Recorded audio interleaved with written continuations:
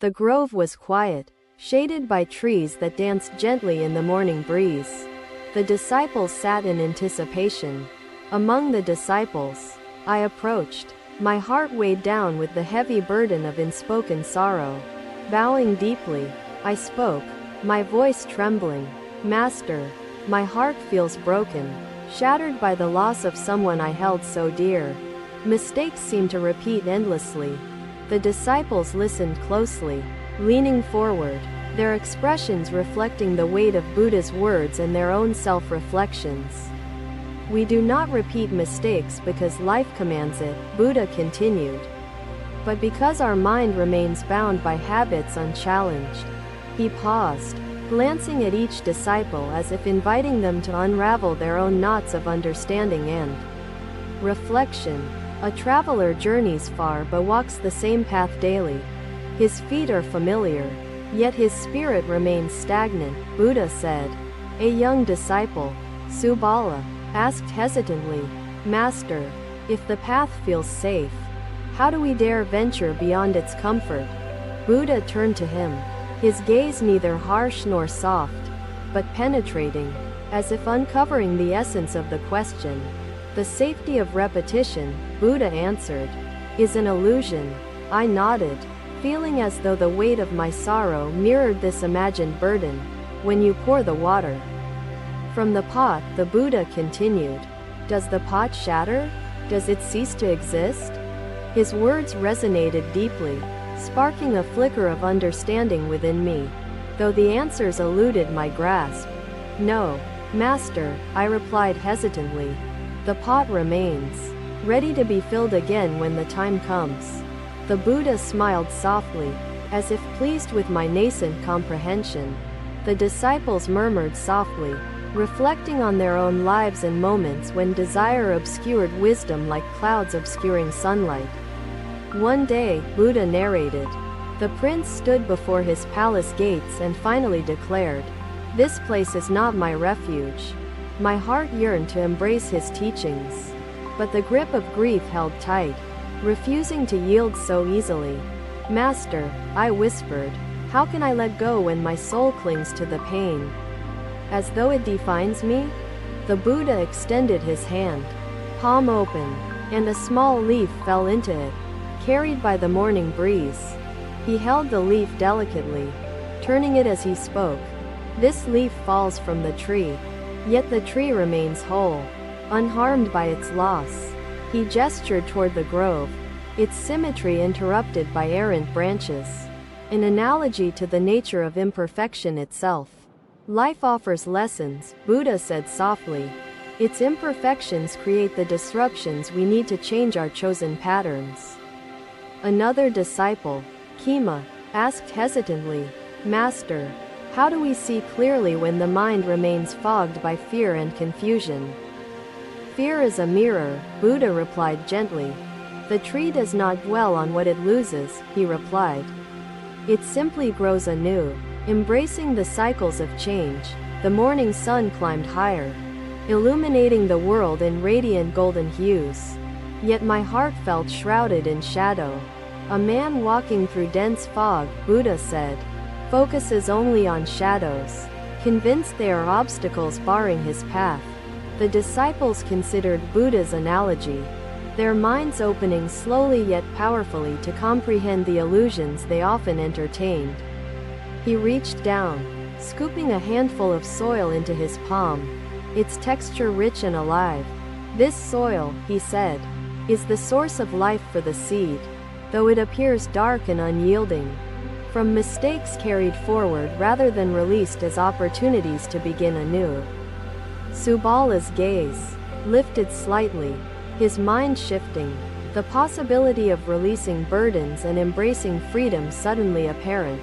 Buddha's voice carried gentleness and firmness intertwined, bridging compassion and the resolute clarity of insight. The world does not bind us, Buddha said. It is the shackles of attachment to past errors that weigh us down. The disciples nodded in silent agreement, their collective understanding becoming the bridge to deeper internal growth. Buddha took a slow step forward, his movements deliberate, his robe flowing like water breaking upon river stones. Picture a river, Buddha instructed. Its waters flow steadily forward, never turning back to remember the stones it passed before. The disciples envisioned the metaphor, allowing the simplicity to create an extraordinary depth of understanding within their consciousness. As humans, Buddha continued, we resist this nature. Instead, we bind ourselves to our past, convincing ourselves it defines us. He gestured outward, encompassing both the grove and the vastness of existence stretching beyond the disciples. Immediate sight.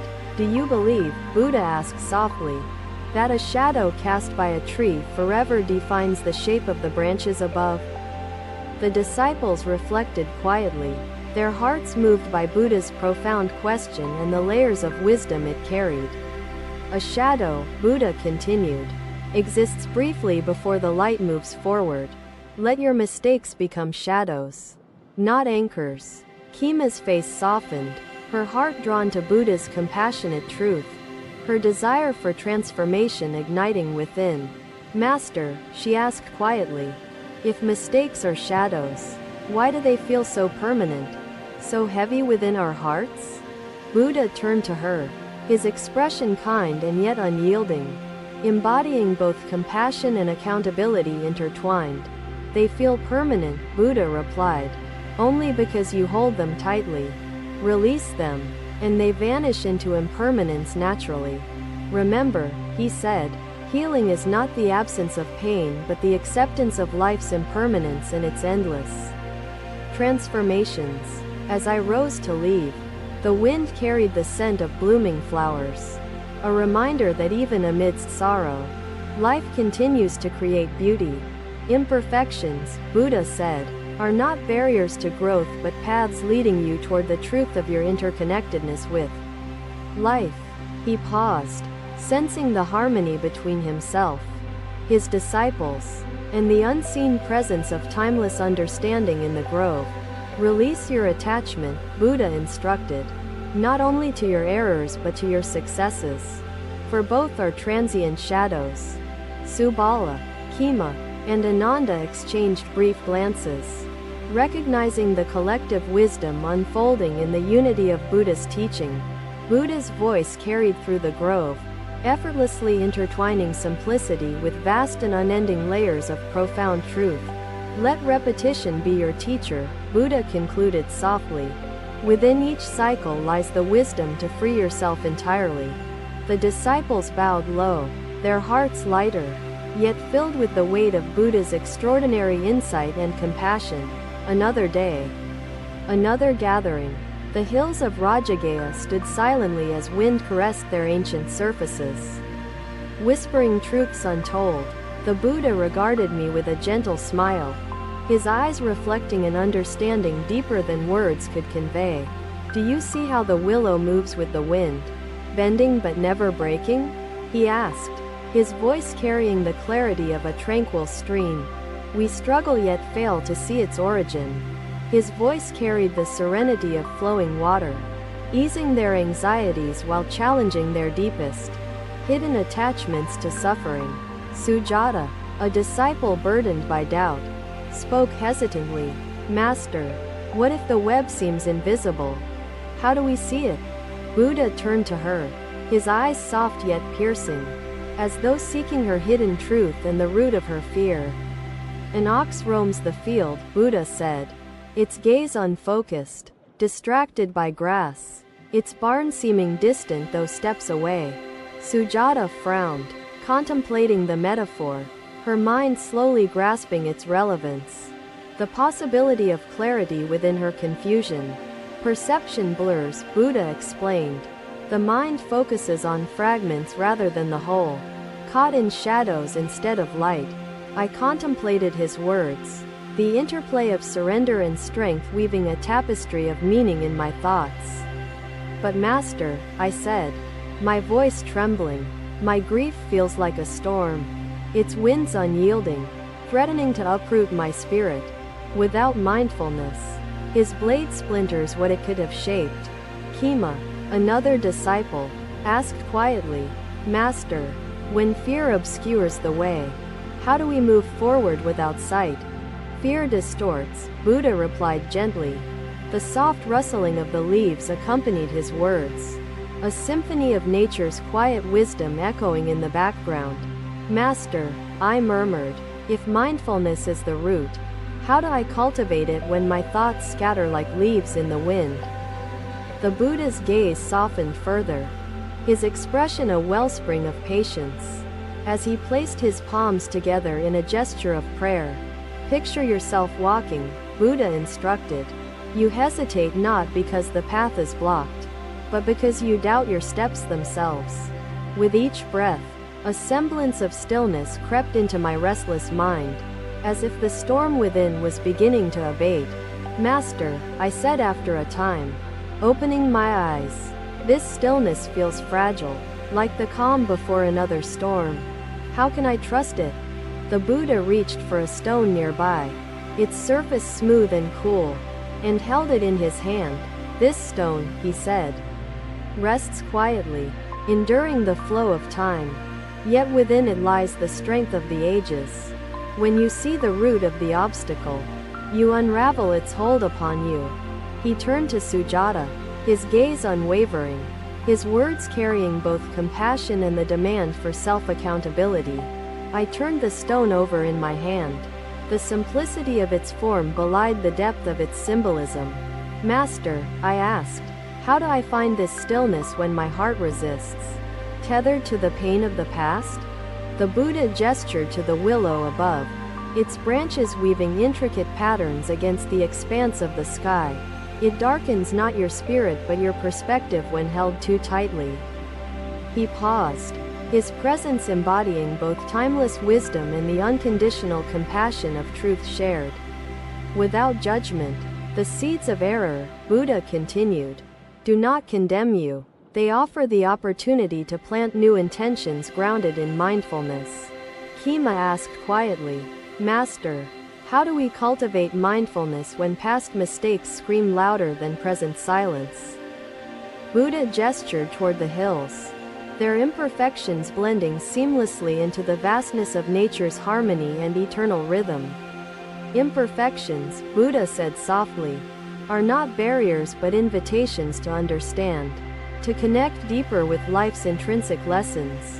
He turned back to the disciples, their expressions reflecting hearts stretched toward understanding and minds shifting toward clarity. Embrace the silence, Buddha instructed. In embracing change, it finds its strength and beauty. I looked up at the willow, its branches a living testament to the wisdom of yielding and the power of resilience.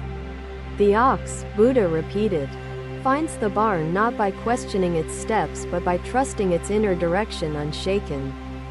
The disciples exchanged brief glances, recognizing the unity within Buddha's teachings and the transformative power of his metaphors. Buddha took a slow step forward, his movements deliberate, embodying the calm wisdom his teachings brought into their lives. The roots of understanding, Buddha said, lie in observation. See not just the branch that bends but the soil beneath it.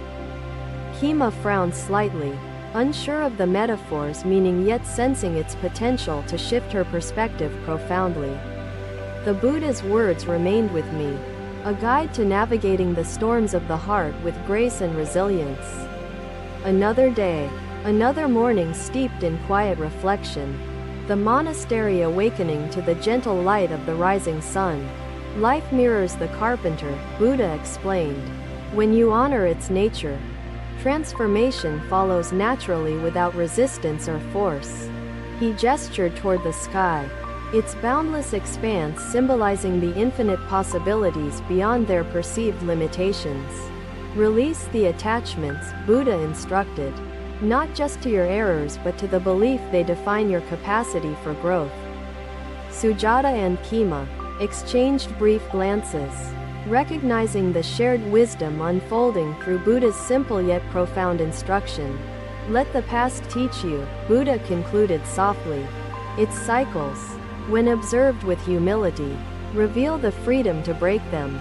The disciples bowed deeply, their hearts lighter yet grounded by the extraordinary weight of Buddha's compassion and insight. Another day, another gathering beneath the timeless branches of the Bodhi tree, its shade an eternal witness to enlightenment.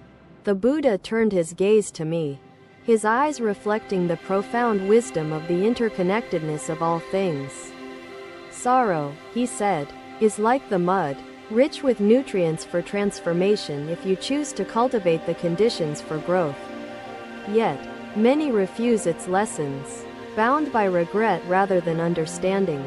His voice resonated softly, carrying the weight of both compassion and the sharp clarity of timeless wisdom. Ananda, ever attentive, asked, "Master, why do we cling to the past when it causes pain rather than peace?" Buddha turned to him, his gaze steady and calm, embodying the truth within his unspoken answer. "We cling," Buddha replied, "because we believe the past defines us, fearing its lessons more than its repetition." He gestured toward the tree's roots, their depths hidden yet essential to the strength of its towering presence above. "These roots," Buddha explained, "remind me of choices. Though unseen, they ground and shape the branches reaching toward the sky." The disciples considered Buddha's analogy, their hearts stirred by its simplicity yet profound depth of insight. "When I first sat beneath this tree," Buddha said, "I faced my own errors, my past struggles demanding acknowledgement." His words carried an echo of vulnerability, his own path illuminating the disciples' struggles with relatable truth. "It was not the absence of error," Buddha continued, "but the presence of learning that led me to peace." Kema asked hesitantly, "Master, how do we transform mistakes into wisdom without falling into self-condemnation or despair?" "Do not curse your past," Buddha replied gently. "Embrace it. Within acceptance lies the seed of transformation." He paused, allowing the stillness to deepen his words, the disciples absorbing the unspoken wisdom within the silence. "The past whispers," Buddha said, "but we hear only its echoes of regret when we shut out its teachings."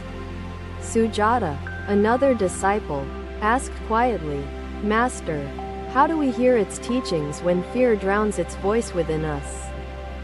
"Fear," Buddha replied, "is not an enemy, it is a guide, pointing to what requires attention and understanding within." The disciples reflected deeply, their expressions shifting as Buddha's words ignited the beginnings of insight within their hearts. "Imagine a flame," Buddha instructed. "It burns fiercely when fueled by ignorance but illuminates softly when tended with care." He gestured toward the sky, its expanse unending, symbolizing the infinite possibilities beyond their perceived limitations of self. "Release the notion," Buddha continued, "that mistakes define you. Let them refine your understanding. Like fire forging unyielding steel." Ananda nodded solemnly, recognizing the power of the metaphor and its application to his own spiritual journey. Buddha's gaze returned to the tree, its imperfections blending seamlessly into the harmony of nature's eternal design. "Imperfection," Buddha said softly, "is not a flaw but a reflection of the infinite ways we learn and grow." He turned back to the disciples, their attentive faces absorbing his wisdom like the soil drinks the nourishment of rain. "Transform your mistakes," Buddha instructed, "not by erasing them but by allowing their lessons to shape the path ahead." Kema asked, "Master, what if we fear the future as much as we regret the past? How do we move?" Buddha smiled gently, embodying both understanding and the unyielding clarity of truth shared without dilution. "The future," Buddha replied, "is born from this moment. To fear it is to fear what does not yet exist."